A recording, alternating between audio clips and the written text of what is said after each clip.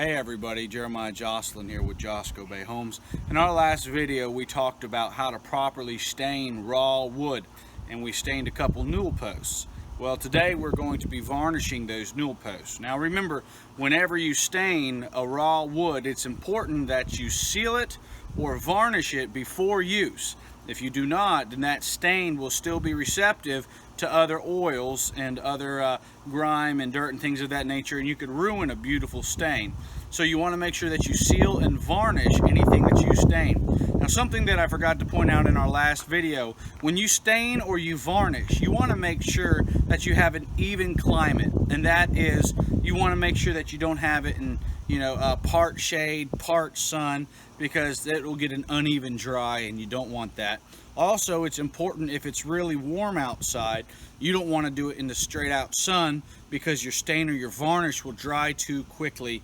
You want to keep the temperature a little cool so that it doesn't heat up too fast, doesn't dry uneven. Now today in this situation, the sun's going down. It's hard for me to find a good place where there's shade and there's no sun. So for the sake of the video, we're going to go ahead with it. But for future reference, you want to try to make sure that it's all shaded or all light sun with low heat. So what we're going to do to seal these, I'm going to load up my brush. I'm going to get a conservative amount. I'm going to dip it a couple times, strain it out, dip it a couple times, strain it out. I'm going to get a conservative amount of varnish on our brush, and then we're going to do just like we did with the stain.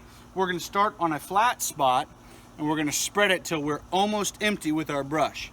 All right, so I'm going to start right here. One thing to keep in mind is you want to make sure that you go with the grain of your wood, if at all possible. So the grain of the wood is running this way, and what I'm doing is I am getting all that varnish out of my brush. All that varnish out of my brush. Now that I've got most of that varnish out, I'm going to take it and I'm going to work in these hard to get areas. You can see around here is a very difficult to work area. The reason I'm going to do that last is because varnish runs very, very easily. Runs very, very easily. Okay? I'm going to get a little bit more varnish. I'm going to do another flat spot. See that? I'm going to do 3 sides. Get that worked out. And then I'm going to come in here and do the shaft right here. Remember, you want to go with the grain if at all possible. Hard to go with the grain when you're working in these little grooves, so you'll obviously get your brush to work in there, and then you'll feather it out with your brush so that you don't have any runs and you don't have any varnish going against the grain. Now look right here, you can see I put a little too much varnish right there. I don't know if you can see that in the camera. I put a little too much varnish right there and it built up. That's not good, all right? So you want to keep an eye out for that, especially on the underside. Right now we're doing the top side and the 2 sides. Now when we rotate this, you want to keep an eye out for running varnish, okay? And because any excess varnish that we have is going to have run over to the other side. And you want to make sure that you get it before it dries. Okay, now that we got that, we're going to tip this over, rotate it so that the raw side is up. Now take a look at this. Come over here. See if you can get that shine right there. You see that shine? That is from runoff. That is from what happens when your varnish runs. All right, that's not good. So what you want to do, you load up your brush, you get the majority out of it, then you come back here and you level that out, because you don't want any runs. You want a good, even coat. All right? So you get in there, work it in there.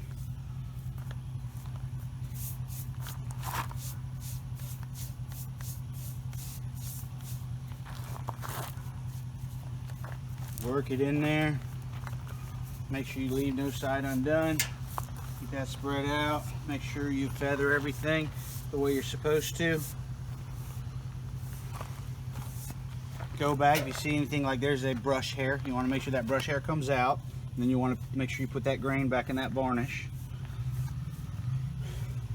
And there you have it. A varnished newel post right there. Now we're going to come back and we're going to do another coat or two.